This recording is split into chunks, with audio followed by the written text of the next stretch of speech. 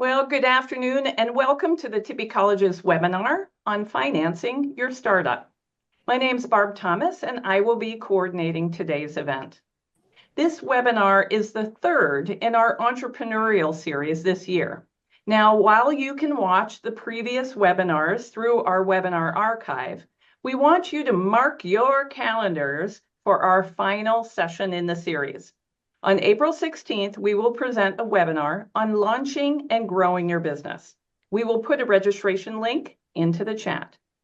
However, before we finalize this entrepreneurial series, we do have a few other webinars planned.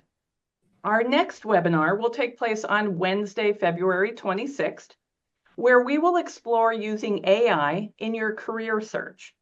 And on March 5th, Tippy Professor Jennifer Nargang will present a workshop on negotiations as a part of the 10th anniversary of the Tippy Women's Summit. We will put registration links for those as well into the chat. And since I mentioned the Tippy Women's Summit, we have two great in-person programs coming on Saturday, March 1st. This will include a daytime program that will be focused on leadership development and career evolution. And then in the IMU main lounge, we will have a public speaker event focused on the business of women's sports. Yes, it's a hot topic, everyone. I think you want to be there if you can. Now, the promotional web pages for this are still in process, but both events feature an impressive lineup of speakers. So watch your emails for news on the 10th anniversary Tippy Women's Summit. Now back to today's session.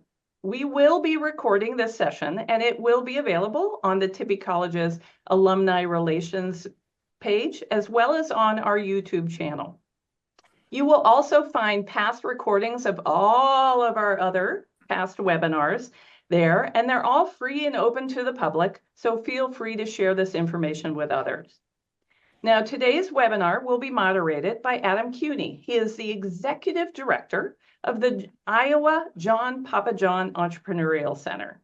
He is joined by a distinguished panel of experts, including Dhawan, Managing Director and co-founder of Plains Angels, Adrienne Greenwald, Managing Principal at VentureNet, Iowa, and John Hall, who, after receiving his MBA from the University of Iowa, went on to become the founder of Goose Island Brewery. Now, we will have time for questions and answers at the end of our discussion, and you can use the Q&A button at the bottom of your screen to submit your questions. In addition, feel free to use the chat if you would like to engage with others or with your speakers. So with that, I will turn it over to Adam for him to moderate. Take it away, Adam. Thank you, Barb, and welcome everyone. Really excited today to talk to you all about some very interesting topics here with an incredibly great panel.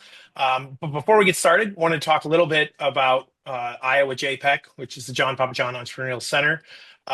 As Barb mentioned, I am the executive director of that, as well as the managing director of the newly formed Hawkeye Ventures Fund, which resides inside of Iowa JPEC and is a startup and pre-seed fund that is designed for Iowa alumni. We're really excited to have just launched that recently.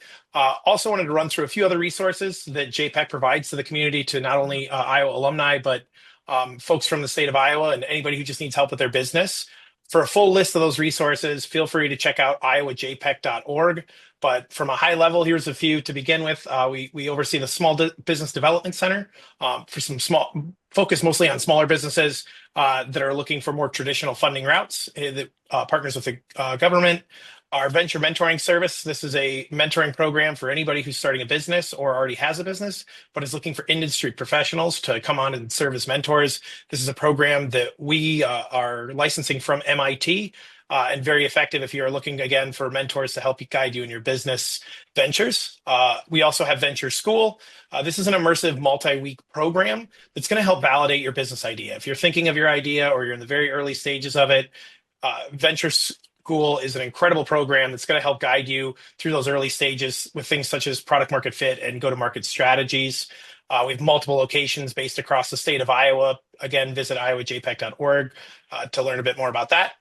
And lastly, we have our business consulting program. This is with University of Iowa students. So if you're a smaller business looking for some business consulting services, they serve as a wide range of needs. That can be anything from market research, competitive analysis, and things like social media marketing. We're going to work directly with our students. So not only do you get help with your business, but also it's a great opportunity to give these students some real world experience. With all that being said, I'm going to go ahead and kick things off now by going ahead and doing a round robin here of our speakers. So we'll go ahead. We'll start with Tej. If you want to go ahead and give a quick background on yourself. Sure. Thanks, Adam. Thank you, Barb, and thank you everyone for attending. This is a fun place to be this morning. My name is Tej Dhawan. Came to Iowa as a student, undergraduate student at Central College in Pella, and have been an Iowa resident for the most part since. I'm an exited tech founder. Ran a software company with a partner servicing the corrections industry in Iowa. Or from Iowa, I should say, for much of the nation. And since then, I've been an advocate for the startup community for the most part. Again, I'm a co-founder of Startup City Des Moines, Startup Iowa, Plains Angels, with the MIT programs that Adam mentioned, also the MIT REAP, which is Regional Entrepreneurship Acceleration. I find myself advocating for startups and with startups almost all day, every day. I also am the managing director for Plains Angels, which is a network of angel investors, and the co-founder of 2946 Ventures, which is an early stage venture fund just getting launched. And just in case you're thinking what 2946 means, Iowa being the 29th state in the union, and 1846 is when it was established. So the 2946 links us right back to Iowa. With that, thank you. I'm looking forward to the conversation and questions. Great. Thank you, Tej. And just so everyone knows, I was actually in a meeting recently where he was referred to as the godfather of entrepreneurship for the state of Iowa. Tej he really is. He goes out there a lot and he does a lot for the startup community. Having been a startup founder myself, I can't speak to him highly enough. So next up, let's go ahead and jump over to Adrienne. Hi, thank you, Adam. And hello, everyone. My name is Adrienne Greenwald, Managing Principal of VentureNet Iowa. I am not an Iowa native, but my family moved to a farm in West Central Iowa when I was about 7, so pretty close. So grew up in West Central Iowa, did my undergrad at Iowa State, got my master's from the University of Iowa, have been in the kind of ecosystem for entrepreneurs and venture here in Iowa for about 13 years now. What VentureNet does really is we administer a series of low interest loans called the Innovation Funds for the state of Iowa. These programs are designed to allow founders to leverage the private funds invested in their startup ventures with additional non-dilutive capital from the state. Yeah, that's me in a nutshell. All right. Thanks, Adrienne. Appreciate that. And lastly, go ahead, John. My name's John Hall. I am a native of Iowa. I grew up in Waterloo, got a bachelor's degree from UNI, worked for a year, and then went to Iowa City and got an MBA at the University of Iowa. Interviewed companies, and my first job was with, my first and only job was with Container Corporation of America. And my first assignment was in Sioux City, Iowa. I spent 3 years there, and they moved me to Chicago, and I spent 20 years with Container Corp. Started out in marketing, but then got into finance, and I was assistant treasurer for international operations and spent time in Europe. And every place I went, I got a better beer. It kind of stuck in my head. Container was sold in 1985, and I had been vice president of planning, and I kind of anticipated it was going to be sold. So I was looking for something to do on my own, and I thought of opening a brewery. I got my wife to jump on board, and we opened Goose Island in 1987. And to be honest, it was a whole new experience for me, but it was the best experience ever. By putting together a business plan and looking to create image of a company that was rooted in Chicago that we could take not only here in Chicago, but take elsewhere. And we sold it to Anheuser-Busch in 2011. So it was a great experience, but most of my experience on raising capital goes back 40 years and everything, but I can tell you an awful lot about business plans and how to run a business. All right. Well, thank you, John, and thank you all for giving that update. Super excited to dive in with some of the questions and kind of learn from everybody here. Wanted to start off just high level for everybody who's tuning in out there. Just some of the types of financing we're going to be covering, given that's the theme of this, webinar. Just one from a high level. Again, some of the things we're going to be talking about today, I just want to give you guys an idea of it. So types of funding that we'll be going over, friends and family, and we'll dive into each of these more down the road here. But friends and family is essentially those folks that are kind of the least structured, and they are exactly as it sounds, just friends and families who might be able to invest in your company. Most startups will usually start with this, where it's either an aunt, an uncle, a parent, a brother, a sister, something like that, where it's a little less formal, but it is something that a lot of people start with, but can also be something you got to take a look at because it can make things pretty interesting, because typically these types of folks are not traditional investors and it's often their first time investing in anything. Another option is debt financing. Most of you have probably heard of this. Is very traditional. Think of like banks where you go out, borrow money with a certain percent of interest. That's one way you can go out and get it. Another, state and government funding. Adrienne's going to touch more on that, but that is where you go to organizations like the SBDC, the Small Business Development Center, or Iowa Economic Development Authority, VentureNet, which Adrienne represents here today. But these are folks from the government that are incentivized to help small businesses get started. Next up, we'll be talking a bit about angel investors. These are folks who are typically high net worth individuals who invest in startup companies. Often they have started their own business, similar to like John, where they have sold a business and now have capital to invest in. These types of investors invest on their own. It's their own money, and they typically tend to lean towards businesses where they have some sort of expertise or some better understanding, meaning they've worked in that business. And then lastly, the two we're going to touch on is private equity and venture capital. They're similar in some ways, but very different in others, where private equity typically is going to be a bit more focused on later stage companies that have a more defined business model, and venture capital, where you're going to be looking more at companies where they're high risk, high reward, where the vast majority of the companies they invest in do not succeed. However, they do have extremely large returns. The reason I bring this up is as you are starting your business or looking for capital, all of these may sound similar, but each of them has very different purpose and a very different function. So with that, we'll go ahead and kick off. I'll bounce over to Tej. So Tej, with Plains Angels, the organization you're running now, is a perfect example of an angel investor and angel investor group. For those unfamiliar, could you go ahead and explain to them a bit more about those angel investors I mentioned and the types of companies you're looking to invest in? Sure. Thanks, Adam. That's a great view of the entire landscape. And friends, families, you missed the most polite part of friends, families, and fools, the three Fs. The first, investment, because the investor believes in the founder unconditionally. It could be your parents, siblings, friends, whatever.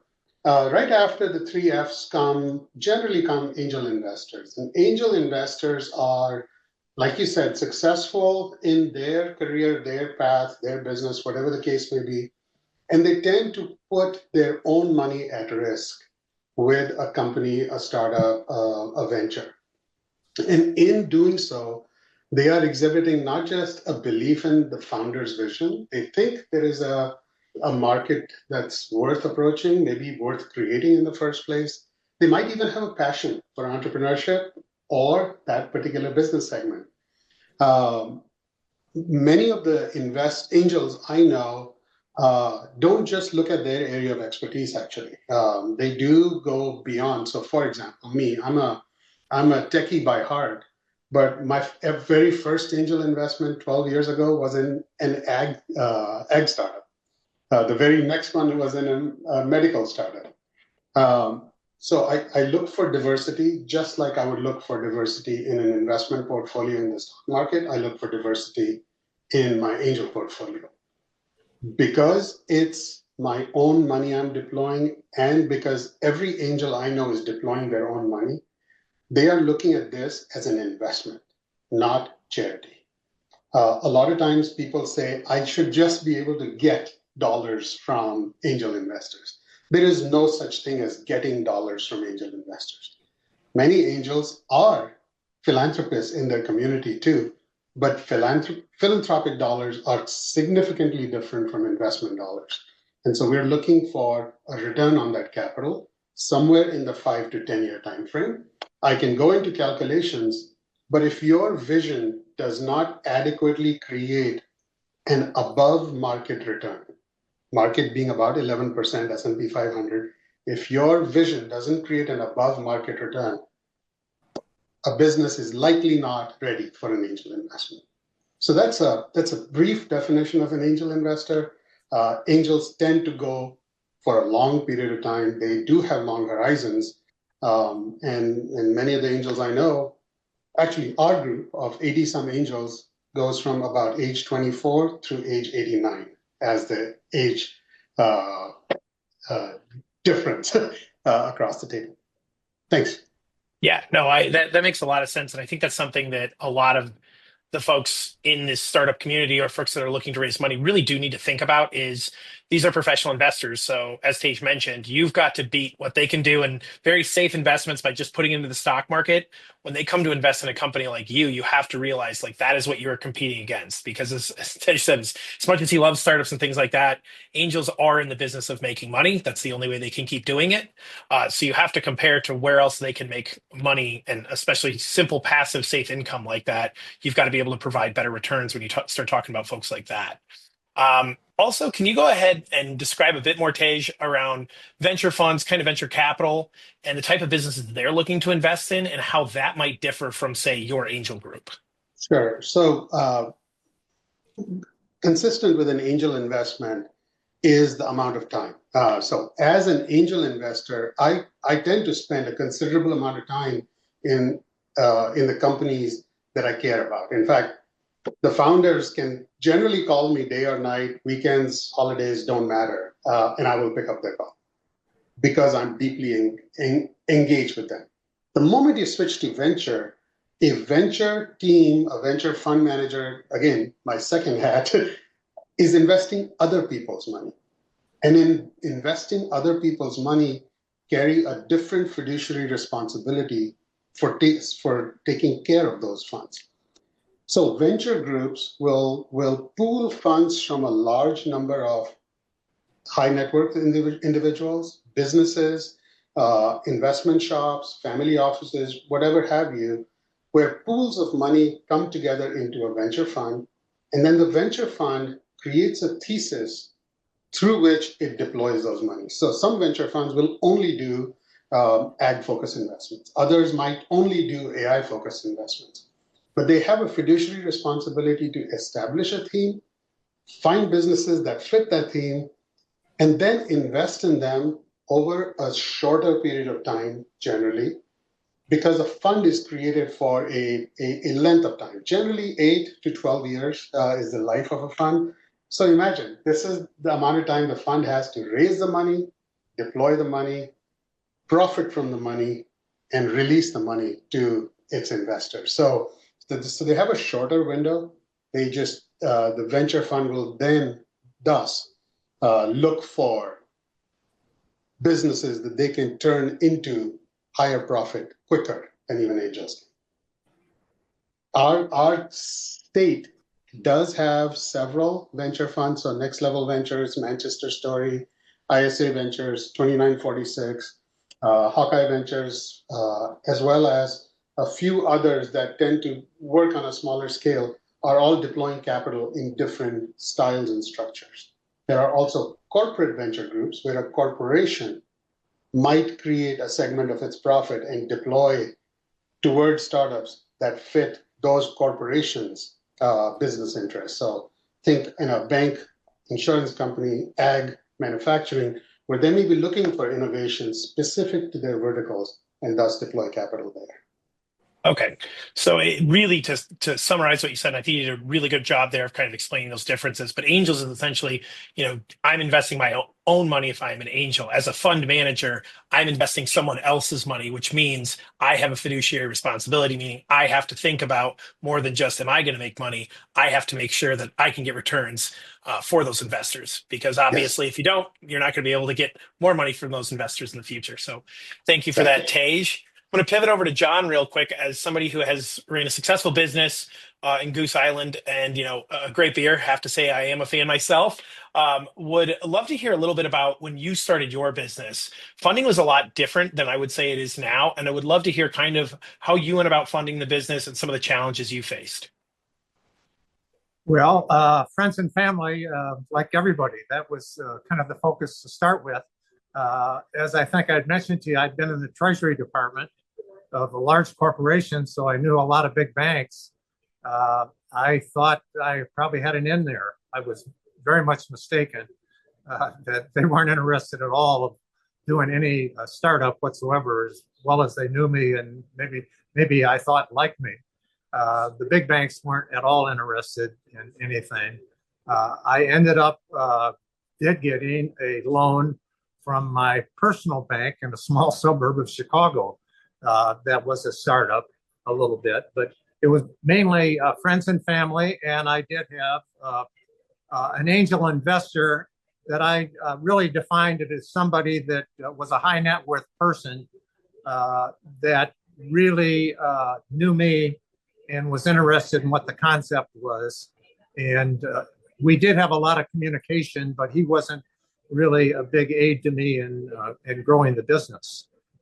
So it was really that. And then as we progressed, I think in about the third year, we ended up getting an industrial revenue bond, which was really the first one in Chicago ever almost. And now there's quite a few of them, but that's a low interest loan, which was significant, helping our expansion.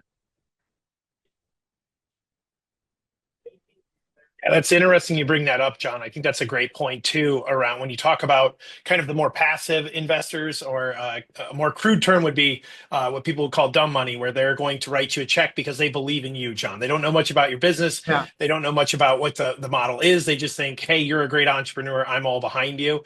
And I think that is very interesting to know, because those people tend to be more hands off with the investments versus a more strategic investor, where in your case, John, it would have been somebody, that worked at like an Anheuser-Busch or in the beer company. So I think that's a good thing to think about too for the audience watching, is strategic investors versus non-strategic, where it's just a check and money, where oftentimes if you have the choice, I think strategic investors will add a lot, especially for first-time founders and business owners, because there's just a lot of mistakes you can make. Adam, I did go out to many strategic investors in the brewery industry, and guess what? I got zero interest. Hey, that's common. And again, I think a great lesson to teach anybody thinking about starting a business. It's a numbers game, and you're going to go and have at least 100 conversations, I would say, to get one yes. So you got to be super persistent with it, polite. There's a whole sales element to it, but you're absolutely correct, John, in that it's going to take a lot of no's before you get any yeses. All right. Well, I want to pivot over to a slightly different type of financing. I'm going to jump over to Adrienne here. As somebody who's worked with VentureNet, I've served on a few panels with yours. I love the work you all are doing, because I feel that you fill this great gap where it's not quite ready for professional investors or angel investors. But we know that entrepreneurship is really important, especially in the state of Iowa. And I think that's where your group, the IEDA VentureNet, comes in. Can you tell us a little bit about your group, and just describe kind of what you look for in that process of the VentureNet panel and how all that works? Sure. So VentureNet administers the state of Iowa's public innovation funds, which are a series of low interest loans for Iowa-based startups and small businesses that are commercializing scalable proprietary technologies in IT, advanced manufacturing, and bioscience.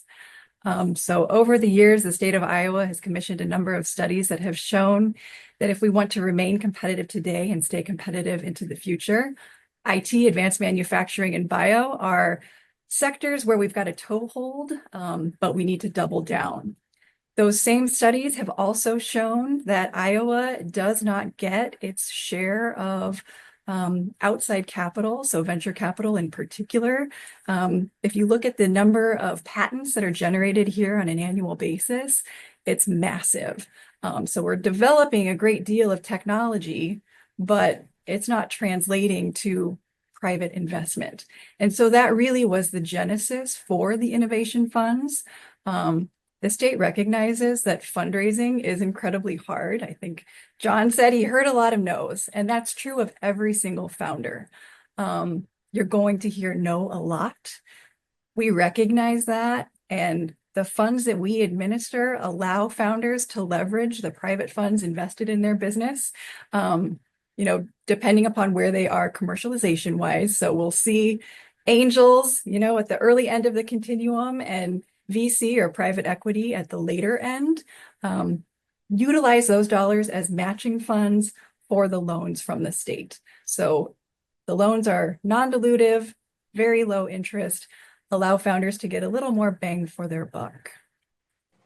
Yeah, and I think a key point there too, as you mentioned, Adrienne, is that most of the funding like this has to come with a match, meaning you have an angel or someone else. But again, as somebody who has received funding from VentureNet, my past business, and have served on panels with you, Adrienne, I think it is an absolutely amazing opportunity for startups to get some basically cheap capital, which will really help you kind of get those growth phases. And I know you have several different types of funds. Could you give a high-level overview of the differences of, say, the demo fund is one, but just a few others, and also like, where should these entrepreneurs be in their state of business? Are they in the idea phase? Have they started making sales? When do you think is the time for them to approach your organization? Sure. So the earliest program in the continuum is a program called Proof of Commercial Relevance. This program is for companies that there's got to be a little bit of there. So ideally, there are at least two co-founders or at least two people that are actively engaged, in as well as working on the business. And they've got a, functional prototype or MVP. So they've done enough of that initial research and homework to find a real problem.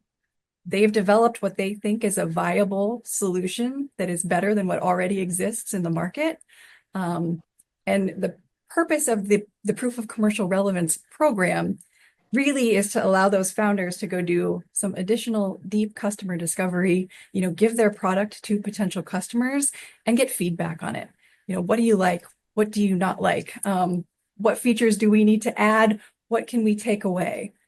How much would you pay for this? Do you think this is better than what you're using today? Those types of things. Eligibility for the other programs in the continuum, kind of steps up as the technology and the business advance down the commercialization path. So as they become more mature, they add more people to the management team, they start generating revenue, they start looking at different types of those later stage, larger rounds of funding, the dollar amounts increase. So the Proof of Commercial Relevance program is the only program that is available for pre-revenue companies. Everything else, we want to see that there's some revenue being generated, and that there's people that are coming into those key positions on the management team with the ability to execute, so that ideally, this technology can hit the market and scale and be wildly successful, right? Yes, and given that we've got some of the audience here is from all over the country, could you give me an idea of what other types of orgs like yours exist outside of the state of Iowa? Obviously, to work with the IEDA or VentureNet, your business has to be located in Iowa. But what are where would people find, if I'm from Michigan, if I'm from Alabama, if I'm from California, what are typically the types of organizations that are similar to yours? Sure. So a great place to start would be the State Economic Development Agency or authority. I know that there are, no programs that are exactly like ours in any of the other states, but there are a few that are similar. So there are some states that have some public venture capital funds that are kind of along the lines of what we do. It just really depends on the state. And in some cases, you can go to your local municipality. There will be county or city entities that provide some similar types of programming and revolving loan funds. It just depends on where the founder is. Yeah, no, and I think some good context for everybody watching here.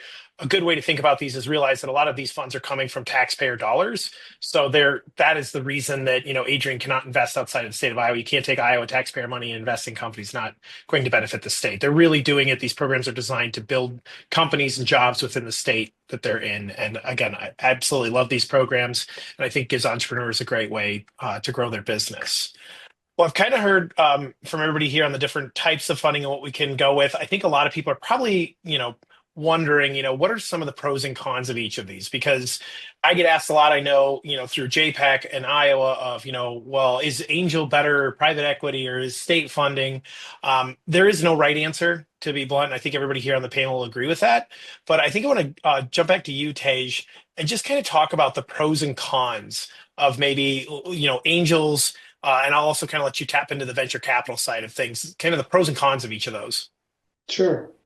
Thank you. And if the unstated element wasn't obvious, this is a continuum of funding. So from the friends and families that John referred to, all the way through private equity, venture funds, we talk to each other a lot.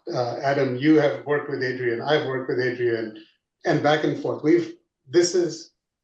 Conversation with one does not preclude conversation with the others. However, I personally, in my own highly successful business, never used any of those funding mechanisms. And I would say the best funds are your own funds, your own sweat equity, because then you get to reap the entire 100% of the benefit at the end, which is what happened with me. So if you can build a business yourself without having to lean on anybody else, you're probably the strongest at the end. Probably. Now, where would you use any of these? Friends and families can get you the head start. It's like the pilot light being lit just to get you moving. Often tends to be under $50,000, and it can get you started. If it was a brewery, it lets you get that first kettle, the first fermenter, and all of that. If it was software, things that you develop at nights and weekends is friends and family time and money that you're spending.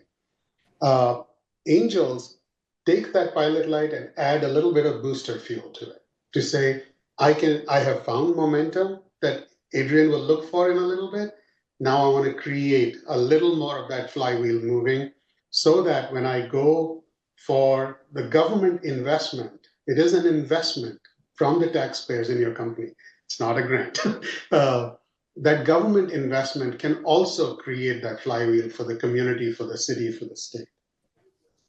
As angels come into play, or as venture funds come into play, they will add the true fuel for you to get commercial success at a different velocity. Angel funds tend to be smaller dollars, somewhere between $50,000 and $500,000 total. Venture funds tend to start somewhere in that $1 million range and go up. If you think about that amount of money, what it does is it lets you capture an increasing size of the market based on your vision and based on your strategy. The higher the dollars, the more established your team, your product, your structure, your vision, your strategy is going to have to be. So each has its negative, each has its positive. An angel is going to want more connection with you because they're coming from a place of passion in your company. A VC is going to need more formal back and forth with you. The financials will have to be accurate. They will have to be routine. You will need to file your taxes well on time, not delayed every single year. You'll have to be able to present to the VC's investment team, founder team, others on a more routine basis. It's not a one and done. It's not a check once written and forgotten. So depending on where the money's coming from, the formalities will be different. And finally, if you're able to do everything on your own with your own money, you're going to have all of those formalities with yourself. I often say that your spouse is your VC, spouse or partner is your VC equivalent at home, because you have to be true to them, just like you'd have to be true to every other investor who comes alongside you. Yeah, I think that is a great point that a lot of people tend to overlook, where they want to go get money, they want to get to building their business. But when you take money from any sort of investor, whether it be angel, private equity, venture capital, even the state, there is going to be reporting requirements. So to your point, Tej, when you take these investors on, it adds more work for you. So I would tell every entrepreneur 100%, if you can self-fund, it is the best way to do it, because now these people, you are an investment in them. This means things like audited financials, especially if you're working with professional investors. They're going to want to know, where's the money going? What problems are they? There are some people will run into bad angel investors where they become a real a pain, I guess, for the business, because they're going to want to meet. They think that they're going to get to meet with you once a week, and they're going to just call and you're going to pick up the phone because you took money from them. So this is something that adds complexity to any business, especially as the business grows and you get more investors and they get more professional. Again, Adrienne has to report out to the state. Tej has to report out to the folks that he helps with their fund. They have to say, how is this company doing? Where are they working? And what's going well, what's not going well, and being very transparent with them. Because if you try and hide anything from your investors, it's going to lead to very, very bad outcomes and very ugly meetings. I think one other thing I wanted to touch on quick was around the private equity and venture capital difference. And tell me if I'm wrong here, Tej, but really when you think about venture capital, it's more early stage, high risk, high return, where I think it's around 70 to 80% of businesses will fail that venture capital invests in. But so say there's 10 companies they invest in, 7 or 8 will fail. One or two will do great, and then one's going to be their home run, looking for a 20x return. Reason I bring that up is because as you, the founder, are thinking about going out and raising money from venture capital, you have to think, if I think my company's worth, $2 million today, if I take money from a venture capital firm, I need to expect they're looking at me going, I need to see a way for you to make $40 million. If it's not possible for you to do that, typically VCs are going to walk away because they have a time frame. They're investing others' money. And to Tej's points about angels, while they don't have the hard restrictions, they're still going to want to know, hey, what's the exit strategy here? How do I get my money back at some point? Private equity, we haven't touched on it much. This is a much more risk-adverse type of funding, typically for more proven business models where they're not necessarily looking for you to hit a home run or a grand slam. But when they come in, typically they're going to be way more hands-on. A venture capital angel like Tej will typically serve on a board or some sort of advisor, mentor. Private equity will often come in and they'll want management people coming in. And honestly, they're more than likely going to want control over the business. And that, again, is something else to think about as you're raising funding. Every time you raise capital, you're giving up a chunk of that business and you're giving up, decision-making abilities and things like that. Because once you get to you own less than 50% of that company, you and your co-founders, there are now other people that can say, nope, not today. And bluntly, they can come in if, a VC comes in and you're not growing at the rate they want, and they own 51% of the company, they can even fire you as the founder. So again, you have to keep in mind that these people, even if they're nice to you and they're very friendly, at the end of their day, it is their job to make money. And you have to treat it as such going forward.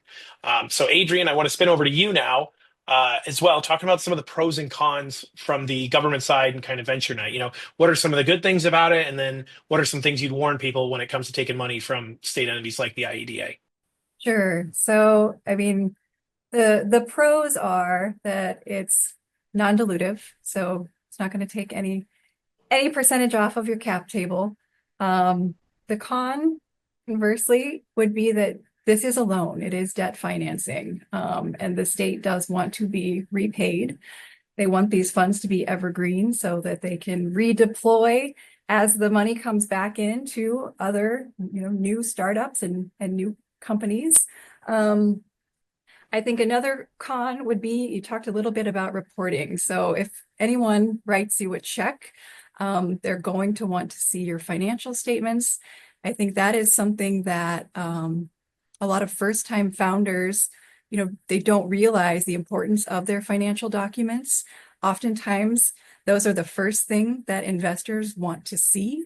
Sometimes they're the only thing that investors will look at. So you need to have somebody on the team or somebody external, ideally a CPA, in place that can make sure your books are accurate, that you're accounting for everything in the way that you should be, and that you can pull those standard financial statements in a quick manner. Additionally, you talked a little bit about the panel and having participated on both sides. So I think one thing that, sometimes founders aren't prepared for is in the panel process, what we do, it's essentially a high-level SWOT analysis. So we're looking at the strengths, the weaknesses, the opportunities, and the threats. The intent here isn't, just to be critical, but critical feedback is a part of the process. And we're not being critical just to be critical. We're being critical because we want you to succeed. And oftentimes founders are so focused on building their technology that they've got blinders on, to some of the other things that they need to consider, especially if they want to scale their technology. So just having their eyes opened to some of the other things they need to think about is a big, big part of the process. And being able to be receptive to feedback, in a positive way is a very large part of, all of the fundraising that founders hope to do. So being able to hear things that, may not be great and being willing and able to act upon advice that's given that makes sense to ultimately make your product and your business better, I think are things that sometimes founders, they don't walk in the door knowing that they're going to hear that. Yes, it's a bit of the ugly baby syndrome. Yes. Every person who starts a business knows that business is like a child and you see all the good in it. But I think the thick skin aspect needs to be there because starting a company is going to be one of the single hardest things you'll ever do in your life. And as John mentioned before, you're going to get told no a lot. People are going to tell you wrong a lot. And I think being able to separate, was that a critique of me personally? No, it wasn't. Was that critique valid? When Adrienne said, I don't see how this is going to make money over the long term, you need to take a step back, kind of check that ego at the door and say, do they have a point to that feedback? And if so, be ready to, justify that. So I think it's just a great lesson again, and something that you need to know about going into this. This is extremely hard and you've got to have extremely thick skin.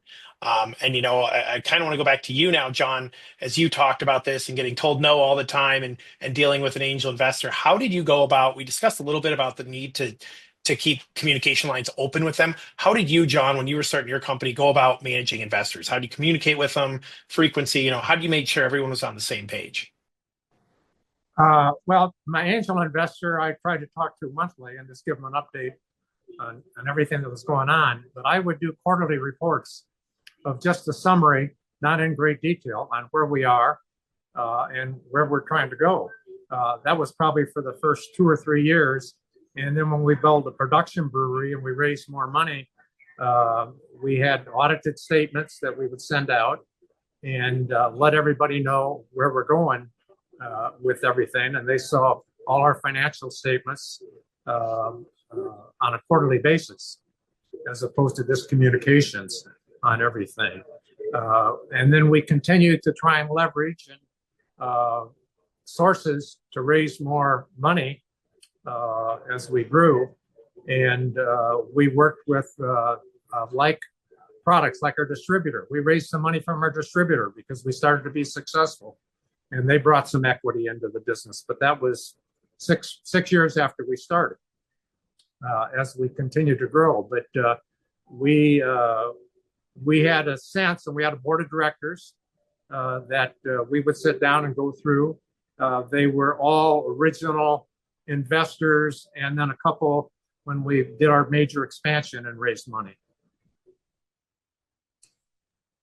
Great. I think that's a great thing to talk about and hear from you around is that board of directors, where these boards typically represent shareholders in the company, especially if you've got numerous shareholders, typically industry experts. And almost always your board of directors, each of them will be personally invested in the company as well. But they're that group that is you think you own your own company and that you're your own boss. Well, that's not actually true. You have a board of directors typically, and they're the ones who are going to be coming to you.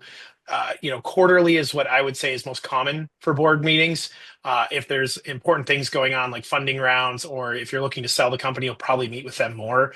But I think to John's point, they're a very important group because they can also be a huge help to you to help communicate with other investors. Because again, it becomes a really big job in trying to keep everyone on the same page. And you can use that board to help you with those decisions and also help with the communication.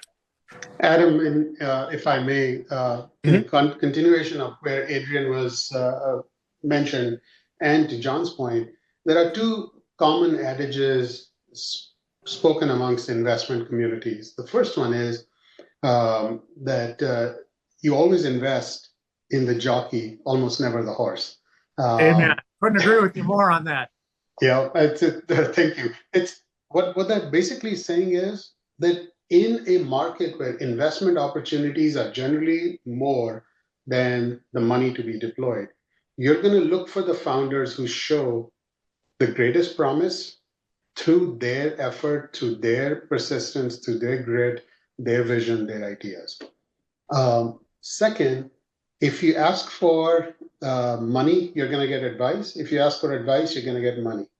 So where John went with that quarterly meeting or sharing, the financials on a regular basis, what you're essentially saying is, this is how I run the business for the last month.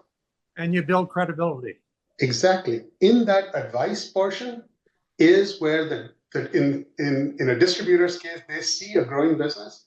They go, I'm going to put my money, my excess capital behind this horse because now the jockey has delivered on his promise. Ultimately, in both of those, what the board, the investors, and others are looking for is, how coachable is this founder? Do they seem to know everything and are know-it-alls, or are they looking to broaden their business through an ultimate executive team that this grown-up business will look like? Because what is a startup but a corporation that just hasn't grown up yet? So if you can imagine you're a 2-person startup or a 1-person startup as a 10,000 employee company someday, you're going to have an executive team. You're going to have a board. You're going to have advisors. You're going to have accountants, lawyers, CPAs, whatever. So might as well think with that approach, even when you're small, because it's that growth that people invest in, not the idea. Ideas are a dime a dozen in the market. Nobody cares about those. Tej, I can speak to this from the other side. I invested in a few private companies after my success, and I've learned that lesson on the other side very dramatically, that you invest in the jockey, not on the horse, and you've got to have credibility with the jockey that they're doing the things and they listen to you. Very, very important. Yeah, I think that's a big takeaway too, because I see founders a lot that kind of have this ego about them, and they think they know everything. And I can tell you right now, maybe you're trying to sound smart to your investors, or you're trying to make them impress them. They're going to see through it, because people like John, who have ran a business, Tej, Adrienne, who have seen hundreds of businesses, they're going to find your faults. And the best thing you can do as a founder is know, these are my strengths. And then be very transparent, whether it be you personal or the business itself. Hey, this is where we're weakest. Because typically, if you pick the right investors and the right team, you can go to them and then say, hey, John, I appreciate the money, but I'm not great at finances. Do you know any CFOs, or do you know any salespeople? I really need help there. And they're willing to help. If you sit and say, I know everything, I don't need your advice, John, it's gonna cause problems. A lot of times when you take money, another great analogy I like is, it's similar to getting married. You are tied to this person until you either exit the company and sell it, or you buy them out of it. And if you've got a good relationship and you keep those communication lines open, it'll make it a lot easier when things go wrong, because I think, as everyone at this table knows, your business will inevitably go through tough times. It will eventually. You will make tons of mistakes. And if you are transparent and you have that relationship, and to be able to say, I messed up, can you help me?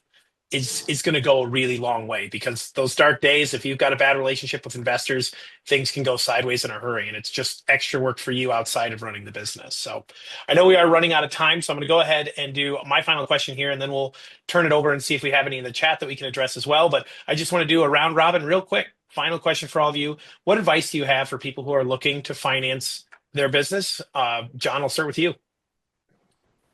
Well, have a good business plan. I think is that you really believe in and understand what it is, and put a timeline on where you're going to have to hit certain metrics to show that you're successful. Great. Adrienne?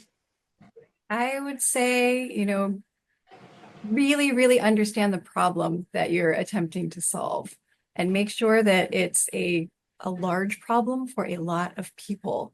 I think founders often run into issues when they develop a technology and then try to jam it into the market and say, this can fix your problem. And ultimately that ends up, not being very successful. On the converse side, if you find a real problem and you come up with a solution that's better than what they're doing today, you've got something. All right. And Tej, bring us home. If you're raising money, know exactly where that money is going to go. You don't always just raise $1 million to grow through marketing. That's the wrong answer. So know what money you need, where it's going to go, and even more importantly, what kind of a person or what skill do you need to help you get there? Because you alone have brought the business to today. That new money is going to need other people to help you take it to the next level. What is the profile of that person? Okay.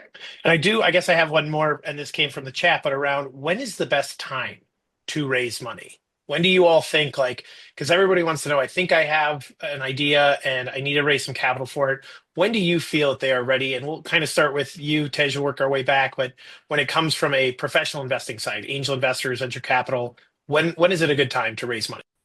When you have a plan for growth, and you don't have the resources, the human or the financial resources to get there.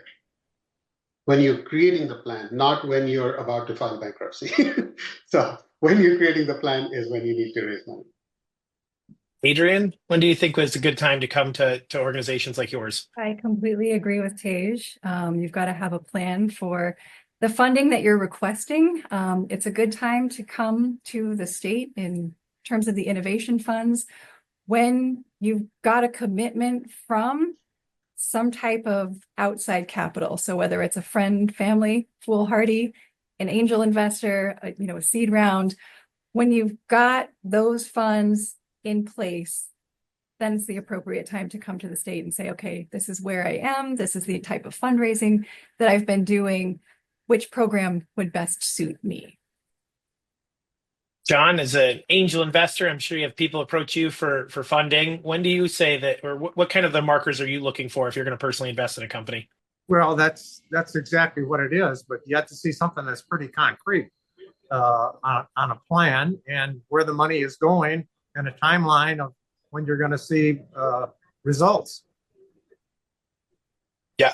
Nope, I completely agree. And a word, and there's several things founders can go look up, but I think there's a great term called product market fit. I encourage everybody who's listening here, go and really understand what that means. I think a lot of people on the panel agree with me. The best time to raise money is when you don't need it. It puts you in a better leverage standpoint. It gives you time to make the right decision and be picky about your investors. Like I said, you really want to pick the right person because you're married to them, but really understanding product market fit, I think is what everybody here is kind of getting at, is you have a product, there is a market, and you are able to kind of find a way of how you're going to differentiate. So I will go ahead. Thank you all on the panel. I'll turn it over back to Barb and we can go ahead and address some questions. Awesome. Thank you all so much. And thanks to everyone who is attending. If you haven't noticed in the chat, we actually have an international audience today, which I'm going to guess there's a bunch of Mandela fellows in the mix as well, because we have people who have registered that have said they are coming from Italy, I'm not going to be able to say it well. Okay, I'm going to move on. Nigeria, Zimbabwe, as well as Kenya and even Los Angeles. So we really do have a spectrum of people here. Now, we did hit on this a little bit earlier, but I think there's probably more to it in that startups tend to have a need for critical expertise that they may be lacking in their founding team. And Adam, you talked a little bit about how you might be able to go to one of your investors and ask them if they have any referrals. But are there other ways that you can find, a startup can find people with the skills that they need? Adam, Tej, anyone want to chime in? I think it's a network thing. As an entrepreneur, again, you have to wear so many hats, especially in the early days. But as much as you want to just drill down and work on the product and build the business, you have to build a network. It's something I think Tej is doing a great job around the Midwest helping out with. But as Tej mentioned, everybody kind of knows everybody in this space, whether it be founders, investors, state folks. So I think making sure and getting out there and making yourself known and getting in front of as many people as possible. You're going to, again, a lot of no's, a lot of meetings you're going to go to. You're going to think, why did I go to that? But it's, one of those 1 in every 100 meetings, all of a sudden you're going to have the person walk in. For me, I got extremely lucky. In my last company, we were starting an education company, and I went to a ton of networking events, and I had a random banker, introduced me to the former chairman and CEO of ACT. And that was an absolute game changer for my business. And that came out of just attending networking events without any expectation of getting anything out of it. They just introduced me to it. So I think that's what a big thing is, just getting out there. But would love to hear, Tej, kind of your ideas around Adam, that. you hit it, man. I probably get 30 to 40 requests for coffee or a quick meeting weekly. My goal is to say yes to as many, if not all. I can't go to that many coffees, otherwise I will never sleep. But even a 15-minute quick Google Meet, Zoom meeting can help me connect to a person or connect that person to the right resource. So be open, even if the networking opportunity doesn't seem to fit who you are, where you are. I would not be at this session today had I not been talking with Mike Caldwell, who was the startup community godfather, who still is the startup community godfather, on a skywalk. Literally, he and I connected, talked for 5 minutes, and he said, "You want to go grab lunch now?" And had I said no, I would not be here right now. Excellent. That's a great example. And I do this is the perfect time for us to plug that the Iowa JPEC, the John Pappajohn Entrepreneurial Center, offers a wide array of different programs, including a number of different events. And so if you are looking to connect with that startup community, you can start with the Iowa JPEC. There are actually 5 JPECs within the state. So if you're not near Iowa City, you can go to one of the others. But look for those entrepreneurial groups that are throughout the nation and see how you can connect with them. Now, lastly, I do want to make sure that our audience knows that our panelists have come together and they've pulled together a few resources for you. We put them into a document, and we will share a PDF of that document with you when we also email you the link for this recording of this webinar. So, unfortunately, it does mean that our time is up. I want to make sure that we thank Adam for moderating and our panelists for joining us today. It is always insightful when we bring a group of people together. Now, when you leave our webinar, in your web browser, a survey will come up, and we would appreciate it if you would take just a few minutes to actually answer a few quick questions. Tell us what you liked, what you didn't. Do you have an idea for another webinar? Bring it. We would love to hear those ideas. So with that, I want to thank you all for attending. Again, a thank you to our panelists and to our moderator. And as always, go Hawks. Thanks, everyone.